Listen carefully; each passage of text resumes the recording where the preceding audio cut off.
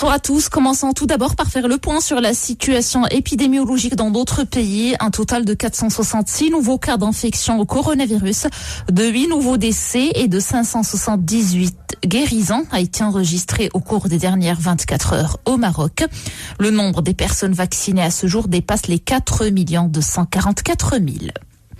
Au niveau international, l'OMS recommande de poursuivre la vaccination avec AstraZeneca pour le moment, alors que de possibles effets secondaires ont entraîné la suspension de son utilisation dans plusieurs pays.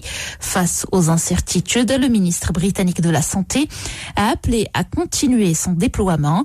Il n'y a pas de preuve que ces vaccins ont causé des caillots, a indiqué le ministre, soulignant que ce n'est pas seulement son avis, mais celui du régulateur britannique, de l'OMS et de l'Agence européenne des médicaments. Et en parlant du vieux continent, la Commission européenne a dévoilé aujourd'hui son projet de certificat visant à faciliter pour les personnes vaccinées, notamment les voyages au sein de l'UE cet été. Une initiative saluée par le secteur aérien, mais promise à des discussions épineuses, réclamée par des pays très dépendants du tourisme comme la Grèce. Ce passeport commun suscite les réticences de certains États face au risque de discrimination envers les non-vaccinés, soit actuellement l'écrasante majorité des Européens. Pour répondre à ces inquiétudes, Bruxelles a prévu que le document atteste non seulement d'une vaccination contre la Covid-19, mais aussi d'un test PCR négatif ou d'une immunité à la suite d'une infection. Il doit être provisoire jusqu'à ce que l'Organisation mondiale de la santé ait déclaré la fin de la pandémie.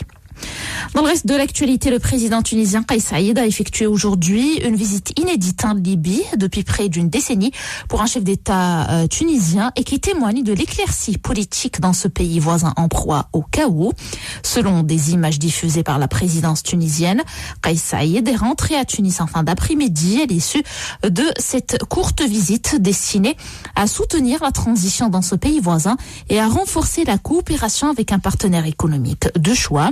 À Tripoli, capitale libyenne, Kais Saïed s'est entretenu dans la journée avec le président du conseil présidentiel, Mohamed El-Manfi, puis avec le premier ministre Abdelhamid Dbaïba, qui a prêté serment lundi à la tête d'un gouvernement de transition issu d'un processus onusien. Voilà pour l'essentiel de l'actualité. Pour la suite, c'est Rizlan qui vous